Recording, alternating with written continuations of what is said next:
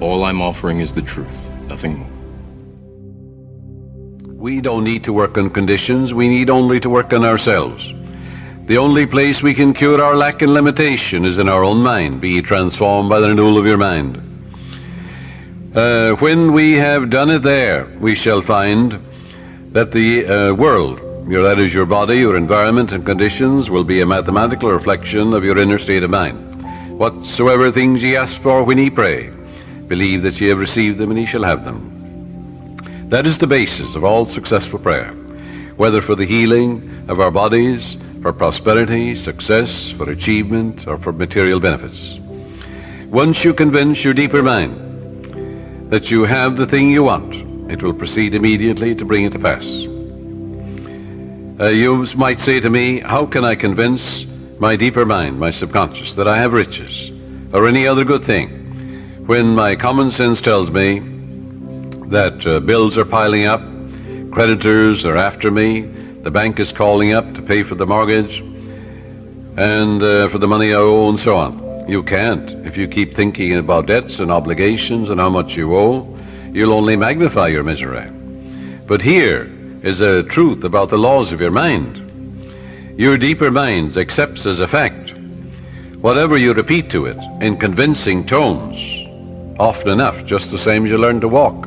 You had a thought pattern, an act, whether it is swimming or walking or playing tennis or golf, and you repeat it over and over again. You knew what you were doing and why you were doing it. You wanted to learn to walk, you wanted to learn to dance, you wanted to learn to swim. So finally your subconscious assimilated the pattern, didn't it? And then you swim automatically and you walk automatically. The same procedure in praying for wealth or anything else. Once your subconscious accepts the statement as a fact, it proceeds to do everything possible to bring riches to you. Now that's the whole purpose of affirmations, so that you convince yourself of the truth of that which you affirm. Then your deeper mind will bring these things to pass.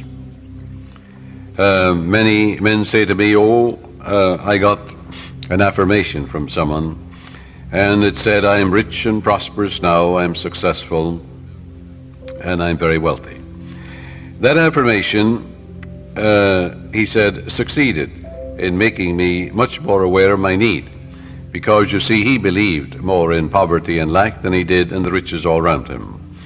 So I explained to him, I said, you must turn away from that pattern and come back, change your belief. Your subconscious accepts what you believe. I said, look around you and realize that God created you and the whole world. It's an invisible spirit within you. Everything is made inside and out of it. It started your heartbeat. It's the air you breathe, the water you drink, it's the fruit that you eat. And therefore turn away and turn within and change that and say, I recognize the eternal source of my supply. God is the source of my supply. All my needs, spiritual, mental, material, are met at every moment of time and point of space. And God's wealth is circulating in my life, and there's always a surplus. So by day and by night I'm advancing, moving forward and growing, spiritually, mentally, materially, financially, intellectually, and every way. And all things be ready if the mind be so. It is done unto me as I believe. And before they call I will answer, while they're yet speaking I will hear. Oh, how I love thy law. Let it be my meditation both day and night. And the law is, I am what I contemplate. I am what I believe myself to be. According to my faith is it done unto me. God gave you richly all things to enjoy. God made you rich, why then are you poor?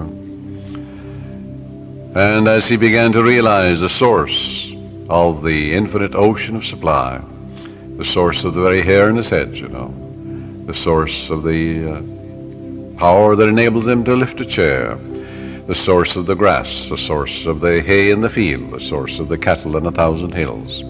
He began to realize the source. He aligned himself with it, and then it made sense to him. Then he realized that he was writing in his subconscious mind the idea of wealth, of growth, and prosperity. He changed his belief to a belief in the riches, the endless riches all around him, instead of poverty, which was a false belief in his mind. Don't you know there's enough fruit rots in the tropics to feed all humanity? Nature is lavish, extravagant, bountiful. God gave you richly, yes, all things to enjoy. These things, he said, I've said unto you, that my joy might remain in you, and your joy might be full. Heretofore you've asked for nothing, now ask, that your joy might be full. And I am come that you might have life, and have it more abundantly.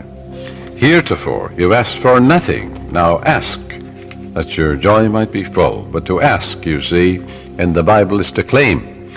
And as Paul says, you claim it boldly, but you know what you're doing and why you're doing it. So if you have a lot of debts and obligations, a lot of bills to pay, don't worry about them. Turn to the source, which is endless. Remember the farmer, what he says to you. He says, well, I don't worry about the weeds. The grain is growing, and it will kill all the weeds. That's what the farmer tells you. Likewise, as you focus on your good, on guidance and right action, on the eternal source of your supply, whether it is mental or spiritual or financial you need, there's but one source, not two. And as you turn to it and give thanks for that endless supply, then all the weeds will be killed. Thoughts of lack and limitation will die in you, and God will multiply your good exceedingly. Joy into your life. Pray for joy by claiming it. The joy of the Lord is my strength, the Bible says. Repeat that to yourself, and after a while, you'll be amazed what will happen to your bloodstream and to the general circulation. Don't keep analyzing it or gritting your teeth about it. Just know that joy is the elan of life, the expression of life. Don't work like a horse at it. Use no willpower, no muscle power, no blood vessel power is involved in this mental and spiritual therapeutic technique. Just know and claim that the joy of the Lord is flowing through you now, and wonders will happen as you pray this way. Freedom and peace of mind will be yours as a result. If you have peace of mind, you'll have peace in your pocketbook, in your home, your relationship with people, for peace is the power at the heart of God. And there is a river, the streams whereof make glad the city of my God. The city of God is your mind, the people who dwell there. Well, you know very well who dwells there. Your thoughts, ideas, images, beliefs, opinions.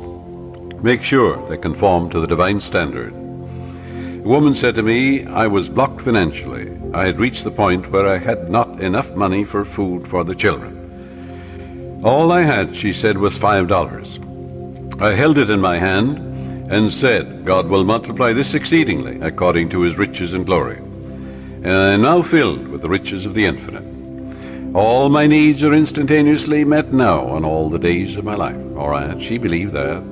It wasn't idle words.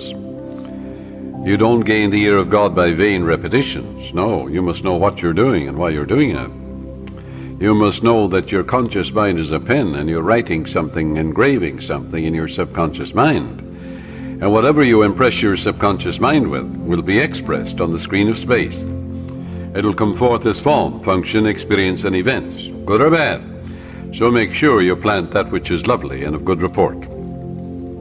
She said, I affirmed that all my needs are instantaneously met now in all the days of my life for about a half an hour, and a great sense of peace came over me. I spent the $5 freely for food. The owner of the market asked me if I wanted to work there as a cashier, since the present one had just gotten married and left. I accepted it, and shortly afterwards I married the owner, my boss, and we have experienced and are experiencing all the riches of life. This woman looked to the source. She didn't know how her prayer would be answered, because you never know the workings of the subconscious. She believed in her heart in the blessings of the infinite. Follow. To believe is to live in the state of being it. It also means to be alive to the eternal truths. Her good was magnified and multiplied exceedingly, because the subconscious always magnifies what you give attention to. There is a presence and a power within you, and you can use it, and you can stir up, as Paul says, the gift of God within you. For God is the giver and the gift, and everything has been given to you. And therefore you can tune in and claim guidance, right action, beauty, love, peace, abundance, security. You can say to yourself, well, God's ideas unfold within me, bringing me harmony, health, peace, and joy. If you're in business, you're a professional man, you're an artist, you're an inventor, Just sit down quietly and say, God reveals to me new creative ideas, original, wonderful ideas, which bless humanity in countless ways. And then watch the wonderful ideas come to you. And they will come, because when you call, it answers. Remember what it says in the Bible? Call upon me, I'll answer you. I'll be with you in trouble. I'll set you on high because you have known my name. And then the name means the nature. Well, the nature of infinite intelligence is responsiveness. Call, the response comes. Constantly affirm, feel and believe that God multiplies your good exceedingly, and you will be enriched every moment of the day, spiritually, mentally, intellectually, financially, and socially, for there's no end to the glory of man for his daily living. Watch the wonders that will happen as you impress these truths in your subconscious mind. As you listen to this tape, this cassette, let these truths sink into your subconscious, and they will, and they are. And you're engraving them. And the more often you do this, well, the quicker you will impregnate your deeper mind. You'll experience a glorious future in a financial way, in every way too. Watch your thoughts. Never talk about economic lack and limitation. Never talk about being poor or in want. It is very foolish to talk to your neighbors or relatives about hard times, financial problems, and like matters. Count your blessings. Begin to think prosperous thoughts. Talk about the divine riches present everywhere. Realize that the feeling of wealth produces wealth. When you talk about not having enough to go around, and how little you have, and how you must cut corners and eat the cheapest meat, these thoughts are creative, and you are only impoverishing yourself. Use the money you now have freely. Release it with joy, and realize that God's wealth flows to you in avalanches of abundance. Look up to the source. As you turn to the divine presence within you, the response will come. It is written, He careth for you. You will find neighbors, strangers, associates adding to your good, and also to your supply of material things. Make it a practice to pray for divine guidance in all your ways, and believe that God, or the Supreme Intelligence, is supplying all your needs according to His riches and glory. Claim it boldly. Come boldly to the throne of grace, Paul says. And grace, when it's removed from its mystique, is simply the mathematical, orderly reflection of your habitual thinking and imagery. In other words, there's supreme intelligence that responds to your conscious thinking and imagery. Pray for divine guidance, therefore, in all your ways. As you make a habit of this attitude of mind, you will find the invisible law of opulence can and will produce visible riches for you. Recently, a doctor told me that her constant prayer was as follows: I live in the joyous expectancy of the best, and invariably the best comes to me. My favorite Bible verse, she said, with which I saturate my mind is, He giveth to all life and breath and all things. That's from the book of Acts, 17th chapter, 25th verse. She has learned that she is not dependent on people for joy, health, success, and happiness or peace of mind. She looks to the living Spirit Almighty within her for promotion, achievement, wealth, success, and happiness. Whosoever trusteth in the Lord, happy is he. That's from the book of Proverbs, 16th chapter, 20th verse. Contemplate promotion, success, achievement, illumination, and inspiration, and the Spirit of the Almighty will move in your behalf, compelling you to express fully what you meditate on. Let go now and permit the infinite riches of the Infinite One to open up new doors for you. Let wonders happen in your life. In prayer therapy, avoid struggle and strain. Don't try and force things. How could you add power to omnipotence? Can you make a seed grow? You can't. Plant it in the ground. It will grow. The oak is in the acorn. The apple is in the apple seed.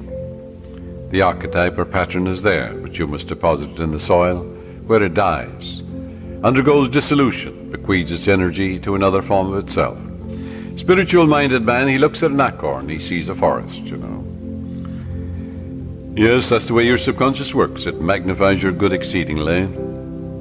So avoid strain, since this attitude is indicative of your unbelief. If you're worrying and fearful and anxious, well, that inhibits your good. That brings about blocks and delays and impediments in your life. What does fear do? That which I greatly feared has come upon me. Reverse it. That which I greatly love comes into my experience. Love is emotional attachment. In your subconscious is all the wisdom and power necessary to solve any problem. Your conscious mind is prone to look at external conditions and tends continually to struggle and to resist. Remember, however, it is the quiet mind that gets things done. Quiet your body periodically. Tell it to be still and relax. It has to obey you.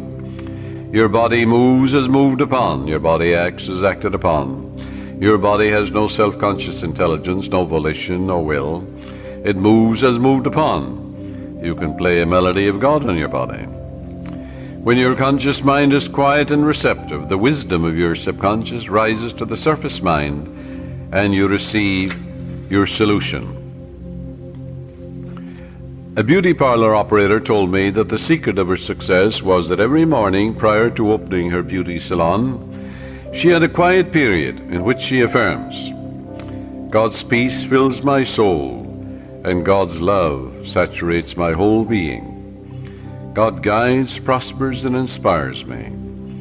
I am illumined from on high, and His healing love flows from me to all my clients. Divine love comes in my door. Divine love goes out of my door. All those who come into my salon are blessed, healed, and inspired.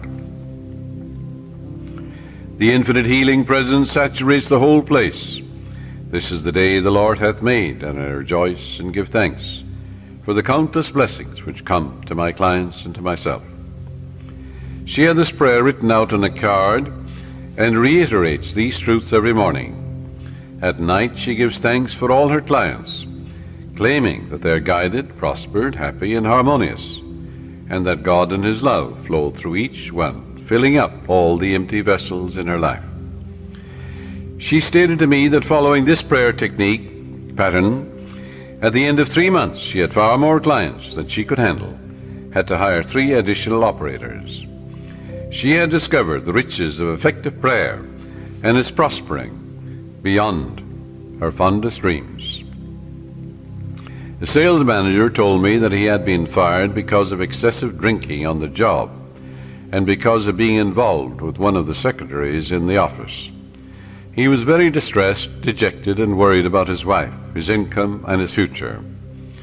In talking with his wife later, I discovered that she was a chronic nagger and had tried unsuccessfully to dominate and control her husband.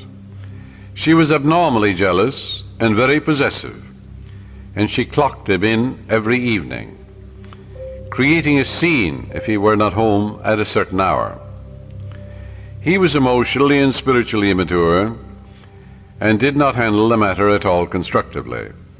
He deeply resented her nagging and her clocking of his arrival at home, and retaliated by drinking and becoming involved with another woman.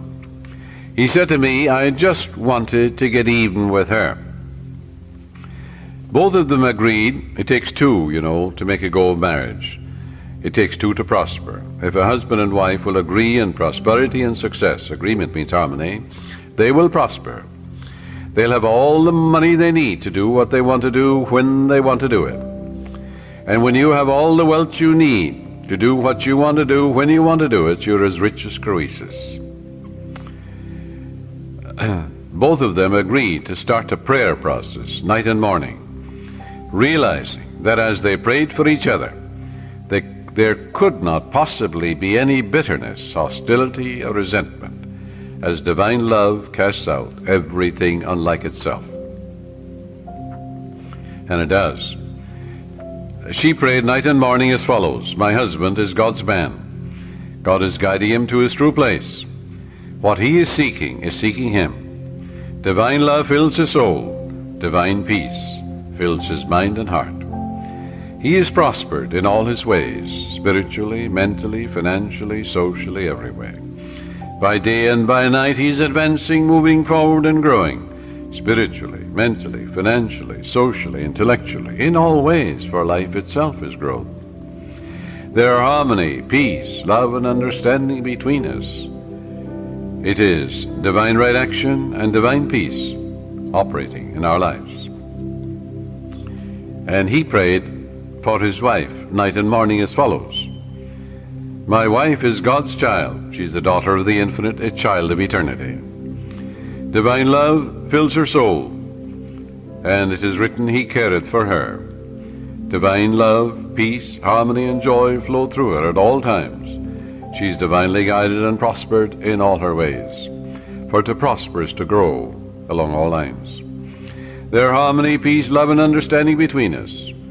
I salute the divinity in her, and she salutes the divinity in me. As both of them became relaxed and peaceful about the situation, they realized that only good can come out of this situation. Soon he received a phone call from the president of the company calling him back, stating that he had heard he had had a reconciliation with his wife, and at the same time he praised him for his past achievements and accomplishments for the organization. Actually, his wife, without his knowledge, had visited the president of the company and had told him the whole story, how happy they now were, and how the other woman had vanished out of his life. She told how they were now praying together. He was impressed, and she and her husband discovered very quickly the riches of scientific prayer. For the riches of the infinite are within you. You can know if you have succeeded in prayer by the way you feel. If you remain worried or anxious, if you're wondering how, when, and where, or through what source your answer will come, you are meddling. This indicates you do not really trust the wisdom of your subconscious. Avoid nagging yourself all day long, or even from time to time. When you think of your desire, lightness of touch is important. Remind yourself that infinite intelligence has taken care of it in divine order, far better than you can by tenseness of your conscious mind. For example, if you say, well, I need $5,000 by the 15th of next month, or the judge must make a decision for me by the 1st of the month, otherwise I lose my home, my mortgage, and so on. That's fear and anxiety and tension. What will that do? Bring blocks and delays, impediments and difficulties into your life. Always go to the source. Remember, in peace and in confidence shall be your strength. When you're anxious and tense and worried, that will not bring about prosperity or peace of mind or health or anything. Go back to the source. Come to a place of absolute rest in your mind and say to yourself, reiterate these truths. It is done unto me as I believe. Go thy way as thou hast believed, so be it done unto thee. All things be ready if the mind be so, which means all I have to do is ready my mind to receive the benediction, the guidance, the wealth, the answer, the solution, the way out. According to my faith is done unto me. Go thy way, thy faith hath made thee whole. Go in peace, thy faith hath made thee whole. And all things are ready if the mind be so. The light of God shines in me. The peace of the everlasting God fills my soul, and quietness and confidence shall be my strength. God gave me richly all things to enjoy. With God all things are possible. Reiterate these simple truths. Say, the Lord is my shepherd, I shall not want. He maketh me to lie down in green pastures. He leadeth me beside the still waters. He restoreth my soul. When I call upon him and he answers me, he'll be with me in trouble. He'll set me on high because he hath known my name. God is my instant everlasting supply and ever-present help in time of trouble. Reiterate these truths. Read a psalm like the 23rd and 91st Psalm, and go over these psalms quietly, peacefully, and lovingly. You'll get to a point of rest and peace in your mind. And you realize that God is never late, that God is your instant and everlasting supply, guiding and directing you, revealing to you everything you need to know, opening up the door for you, revealing to you the solution. And God's riches are circulating in your life, and there's always a surplus. Then, when you act that attitude of mind, the way will open up, the dawn will appear, and the shadows will flee away. But you won't get an answer by worry and fear and tension and anxiety. This will only attract more lack, more difficulties. So reverse it. Go back to the source. Reiterate the truths you know. Dwell upon the truths of God, such as God is absolute peace, absolute harmony, boundless wisdom, infinite intelligence, the ever-living one, the all-wise one, the all-knowing one, the self-renewing one, knows all and sees all, the source of all blessings. That will quiet your mind. That will give you peace. And when the mind at peace always gets the answer, for in quietness and in confidence shall be your strength. And God knows only the answer.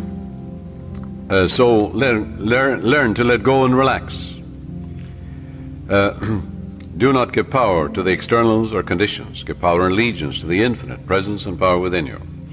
The swimming instructor tells you that you can float on the water, which will support you if you remain quiet, still, and at peace.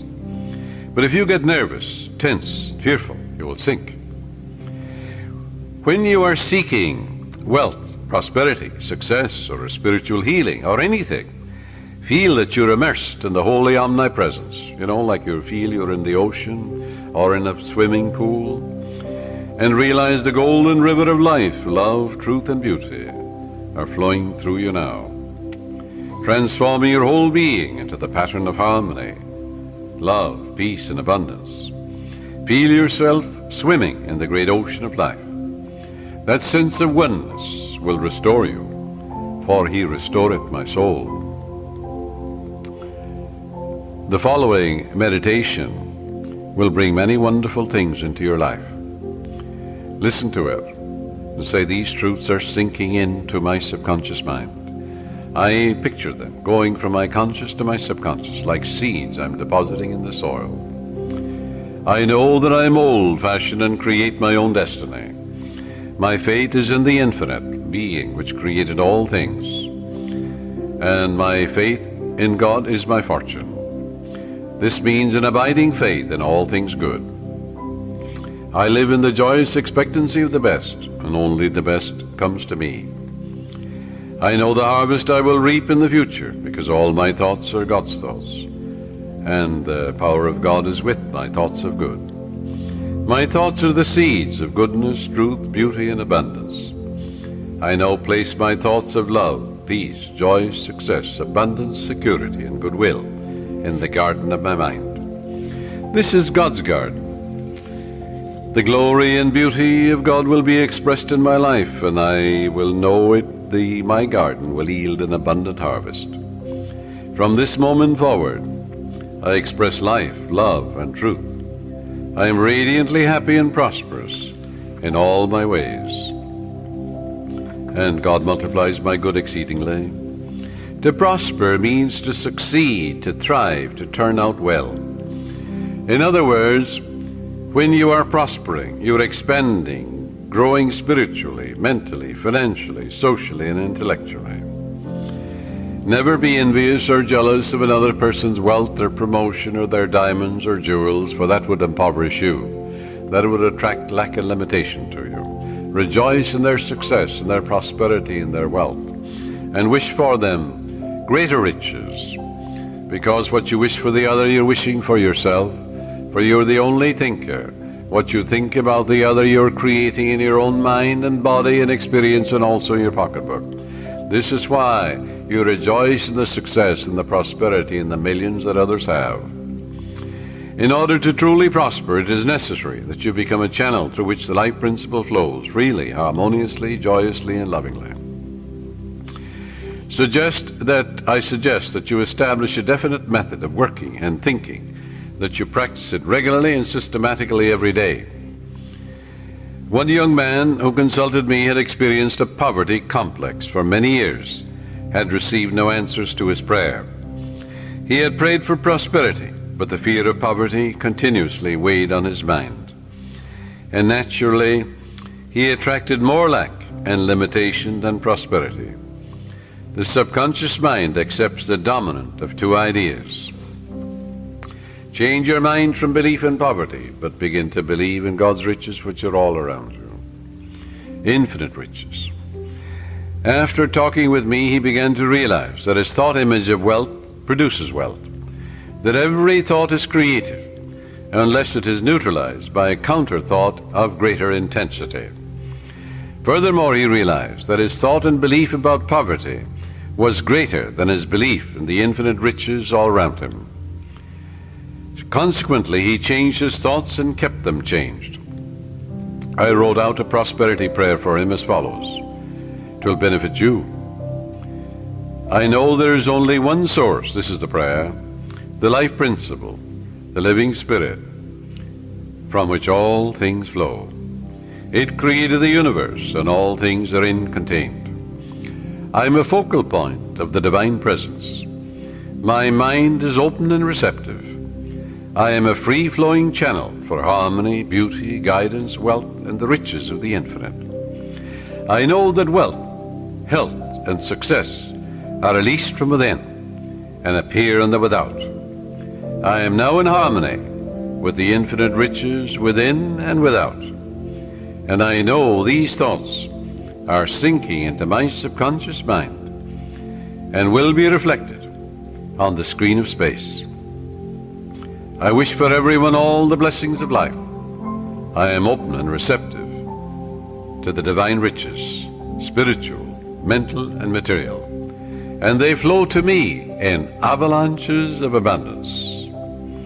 This young man focused his thoughts on God's riches rather than on poverty, and made it a special point never to deny what he affirmed.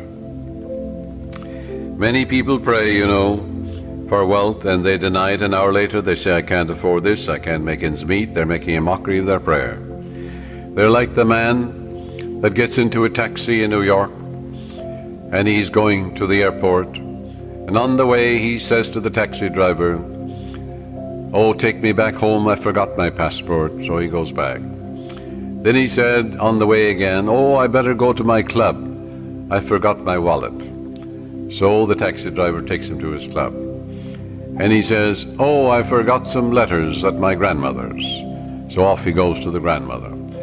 And he gives a half a dozen directions in a half an hour to the taxi driver. Finally, the taxi driver takes him into the police station because he realized he's mental.